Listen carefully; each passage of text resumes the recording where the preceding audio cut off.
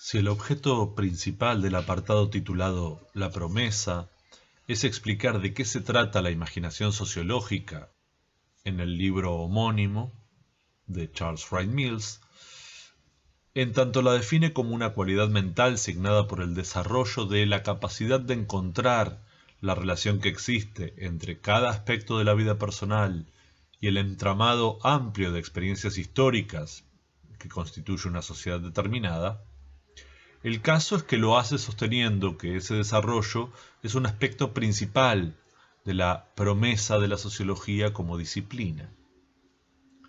Hay muchas cuestiones, claro, que se pueden debatir al respecto, tanto en lo que respecta a la imaginación sociológica como fenómeno, como en lo que se vincula a la sociología como disciplina técnica e intelectual, y a la percepción de la misma que existe entre las propias personas que desarrollan la disciplina.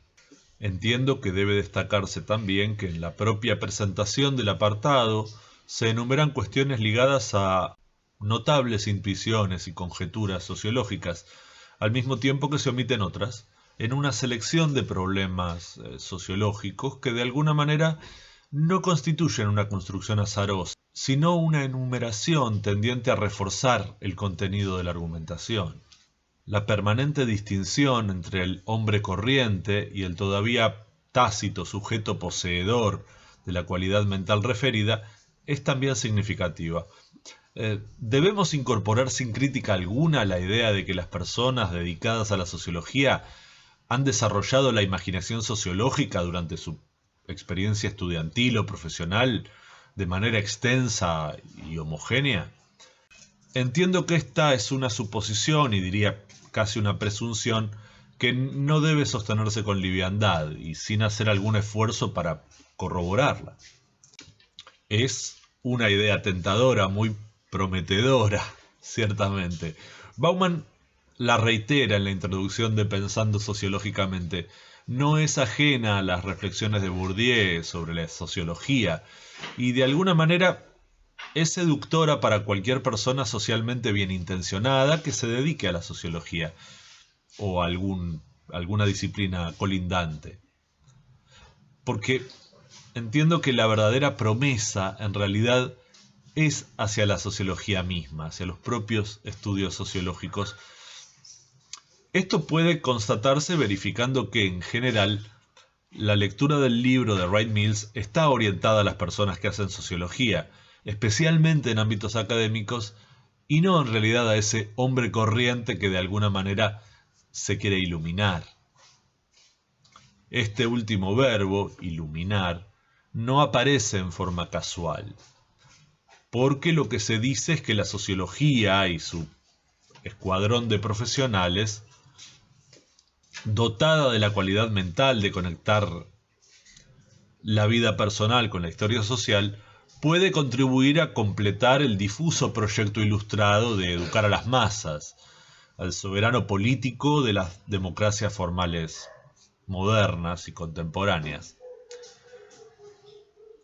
La promesa es dotar de una herramienta fundamental a la sociología para develar que la consistencia de la experiencia individual es coherente con la consistencia de la experiencia social. Es lamentable quizá que, en buena medida, ambas consistencias, que se conectan de esta manera, son bastante menos aprehensibles de lo que surge de su declaración. Porque si se seleccionan bien los ejemplos, sin duda que esta coherencia se hará presente. Pero seleccionar ejemplos es una construcción ad hoc, hecha a propósito, no es una descripción metodológicamente válida de la realidad. Y sin embargo, tiende a parecer que funciona, tal como funciona un relato de ficción o el guión de una película de los cuales se nos dice explícitamente que no son verdad en un sentido objetivo. Y la razón de esta apariencia de funcionamiento es también sociológica. La experiencia individual es experiencia histórica, no porque esté relacionada con la historia o el contexto, sino porque el contexto la determina con independencia de lo que cada actor se figure que es su experiencia personal. Pero esto no aplica solo al hombre corriente, sino también a la gente dedicada profesionalmente a la sociología. La enumeración de las ventajas de la sociología para realizar una crítica de los problemas sociales y de las inquietudes personales definidas por las probabilidades presentes en las regularidades sociales dan una idea sesgada de la práctica real del conocimiento sociológico. También para la sociología funciona, en este caso, la suspensión de la conciencia de la falsedad de algunas premisas. Aclaremos algo del punto anterior antes de continuar. Dije que las inquietudes personales están definidas por las probabilidades de las regularidades sociales. Esto debe interpretarse de la siguiente manera. En un contexto social, aquejado por ejemplo por un alto grado de desempleo, en comparación con un contexto semejante en su estructura, la probabilidad de que un sujeto tomado al azar se presente con la inquietud personal respecto de la falta de empleo o de la posibilidad de perderlo, será más alta que en el segundo contexto. Wright Mills lo presenta de manera diferente e introduce allí una escisión que me resulta intelectualmente incómoda, porque se deduce de la presentación de Wright Mills que es la carencia de imaginación sociológica lo que impide al hombre corriente la capacidad de realizar la conexión lógica entre el espacio personal y el social, y no que esta incapacidad sea una disposición intelectual derivada de la existencia de percepciones ideológicamente determinadas y en ocasiones políticamente guiadas. ¿Cuál es el problema? Que ni la inquietud personal ni el problema público pueden ser objetivamente definidos solo mediante la imaginación sociológica tal como queda definida en este caso, es decir, como una cualidad mental, es decir, resultado de una práctica personal y no del propio contexto.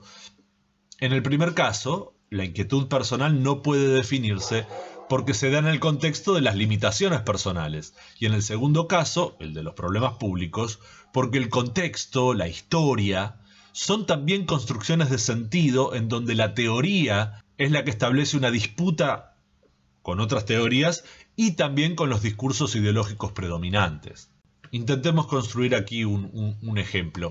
En la Alemania en tensión y destrozada durante la segunda década del siglo XX, por los resultados de la Gran Guerra, que no era entonces la Primera Guerra Mundial porque todavía no había ocurrido la Segunda, la inestabilidad económica afectaba a muchísimas familias y personas. Un trabajador desempleado en estas circunstancias podía tener muy probablemente cierta inquietud personal por su situación. Sin embargo, incluso si estuviera dotado de la imaginación sociológica en un alto grado, ¿cómo comprendería la relación existente entre su experiencia privada y la situación de la vida colectiva? La respuesta es que eso dependería, a su vez, de los discursos de interpretación que tuviera a su disposición. Si posee información propiamente sociológica e histórica, es que establecerá su percepción del asunto, entendiendo que su caso es uno más entre muchos. Pero el caso es que, por un lado, esto no les sirve de mucho, porque la inquietud existe para encontrar la manera de conservar un estado que se considera cómodo o para alterar un estado que se considera incómodo o indeseable, algo que el propio Wright Mills comprende en la instancia misma de la percepción personal del entorno.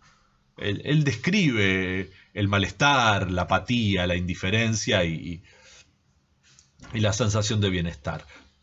Si se trata del segundo caso, la inquietud se deriva hacia un proceso de toma de posición y de acción coherente con esa percepción, porque una vez establecida la conexión entre biografía e historia, serán los contenidos de tipo ideológico político los que determinarán un curso dado de acción. Si este trabajador alemán de la época comprende que su problema de desempleo es el de uno entre muchos, eso solo no le sirve de nada.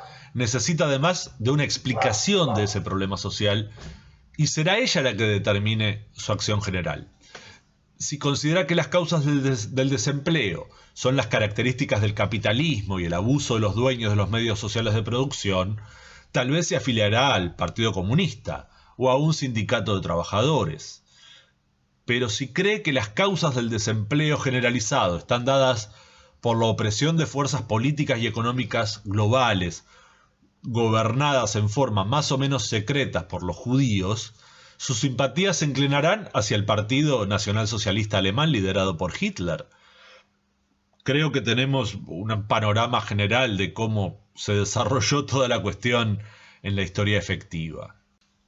De todo esto resulta que no existe tal cosa como la desconexión absoluta entre la inquietud personal y el problema social, sino que la propia percepción de la inquietud personal puede estar diseñada o guiada ideológicamente para percibirse como un problema individual. Pero, entonces, ¿sirve de algo la imaginación sociológica como la presenta la promesa? La respuesta es muy sociológica también. Depende. Que sirva o no dependerá de las condiciones específicas en las que estén planteadas las relaciones entre lo individual y lo histórico en un aspecto determinado. Hay problemas que se encuentran efectivamente muy individualizados, mientras que otros se presentan inmediatamente como problemas colectivos, pero sesgados por intereses de diversa especie que hacen de la interpretación misma una cuestión de control social. En estos aspectos se podría refinar bastante la cuestión, pero tenemos que concentrarnos en lo que nos propone en cualquier caso el texto, que no se deriva tanto al análisis de las teorías sociológicas acerca de la ideología, por ejemplo, que serían las pertinentes en este caso. Para la sociología, la imaginación sociológica debe existir, al menos si se quiere construir problemas y objetos de investigación que puedan resultar mínimamente relevantes e interesantes, además de propiamente sociológicos. Pero su uso debe estar mediado por el conocimiento histórico más preciso y objetivo posible, incorporado al cuerpo teórico más ajustado disponible y desarrollado según los métodos de experimentación o corroboración de hipótesis, de conjeturas, más rigurosos a los que se tenga acceso. En otras palabras, para la sociología, la imaginación sociológica no es ninguna otra cosa que construir discursos basándose en las reglas de funcionamiento de la ciencia y conocimientos en el mismo sentido. En este plano, las personas dedicadas a los estudios sociales, como lo prefiere Wright Mills en el texto, los estudios sociales de cualquier especie, pueden alegar que poseen y utilizan la imaginación sociológica por el mero hecho de hacer sociología en alguna manera social y académicamente reconocida como tal, mientras que en ningún caso el hombre corriente llegará realmente a desarrollar esta cualidad, porque no es un componente mágico de la conciencia en ningún caso. Creo que esto puede afirmarse categóricamente, o por lo menos debe tenerse fuertemente en consideración. Pero, atendiendo a que la sociología es una disciplina cuyos problemas son inherentemente complejos, porque normalmente involucran un gran número de variables y de cuestiones a considerar que pueden variar los resultados en la investigación de una hipótesis, en la indagación. Bueno, como es una disciplina compleja, intentar exportar a la gente ordinaria, insisto en la manera de llamarla de Wright Mills, intentar exportar a la gente común simplemente una cualidad mental como es la imaginación sociológica puede convertirse en un arma de doble filo en la hoja y filo en el mango. Lo que produce esa suspensión de la conciencia sociológica en este punto es negar que la sociología como disciplina general, históricamente situada, hace lo mismo que cualquier disciplina de conocimiento históricamente situada, es decir, crear instrumentos intelectuales para la comprensión y control, o intento de control, de ciertos procesos, o al menos si no de control, de interacción con ciertos procesos. En este caso los procesos son los que ocurren en las poblaciones humanas. Una sociología humanista, progresista, igualitarista y orientada a la libertad personal podrá pretender iluminar a las personas para que vivan una vida más digna, definida por estos parámetros. Será una sociología con intención sociopolítica sumamente loable, deseable incluso, y es la razón por la cual tanta juventud inconformista y bien intencionada se ha plegado tradicionalmente a estudiar esta disciplina. Cambiar la sociedad comprendiendo las injusticias era la consigna magnánima. Sin embargo, esto es olvidar que estos estudios se realizan en organizaciones, las universidades y otras casas de altos estudios, organizaciones que no tienen por objeto cambiar la sociedad, al punto al menos de alterar radicalmente sus estructuras de funcionamiento, sino que al menos parcialmente generan profesionales que aceptan, se someten, gestionan, modifican levemente o profundizan las regularidades sociales preexistentes, sean estas consideradas justas o injustas. Cualquiera que haya leído el libro completo del bueno de Charles sabe a dónde lo condujo el error de partida de su interpretación de la realidad. Porque Wright Mills reconoce no solo que existe esa otra sociología, conservadora en el mejor de los casos y reaccionaria en el peor, sino que es mayoritaria. Y casi toda la segunda parte de La promesa, del apartado, y una buena porción del resto del libro, es prácticamente una crítica y más semejante a una larga queja que a una descripción analítica. Lo cual no significa que no sea válida, o que no tenga amplios rasgos de validez descriptiva. Su decepción con el sistema académico, absolutamente comprensible, es resultado de su incomprensión de las relaciones más amplias que involucran el pensamiento sociológico y a sus consecuencias prácticas. En alguna medida, parafraseando a un talentoso filósofo, no aplicó suficientemente la propia imaginación sociológica en este sentido. Ciertamente, en general, es difícil participar del sistema académico y no experimentar frecuentemente decepciones y frustraciones en términos del modo en que se produce el conocimiento y el impacto social que tiene el mismo, sea hacia la sociedad en su conjunto como también hacia quienes participan del propio campo académico.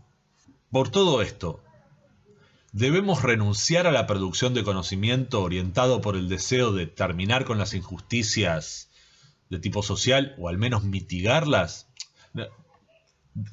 No es esto lo que quiero expresar absolutamente de ninguna manera. Lo que sí quiero expresar es que no deben considerarse solo aquellas manifestaciones de la sociología orientadas por el pensamiento crítico, o la moral igualitarista, o la búsqueda de la emancipación humana, que quieren cambiar la sociedad para que sea más justa. También debemos atender a que, una porción muy importante de la sociología que efectivamente se desarrolla y se aplica, simplemente no obedece a esta lógica, sino a funcionar consistentemente con el modo de estructuración predominante de las sociedades contemporáneas. Y esto tiene buenas razones sociológicas también. En cierta medida, estas prácticas sociológicas ajustadas a la ideología y a los intereses predominantes son mucho más probables y consistentes con el estado de cosas presentes, digamos. Y cuando digo presentes me refiero también al presente de estos apuntes que transmito aquí, como al presente del tiempo de Wright Mills. De modo que una hermosa pregunta sociológica al respecto es la siguiente: ¿por qué? ¿Por qué, a pesar de esta vocación mayoritaria conservadora, existen corrientes de pensamiento sociológico dedicadas a la comprensión y a la crítica del funcionamiento general de la sociedad? ¿Por qué existe el pensamiento crítico en este sentido?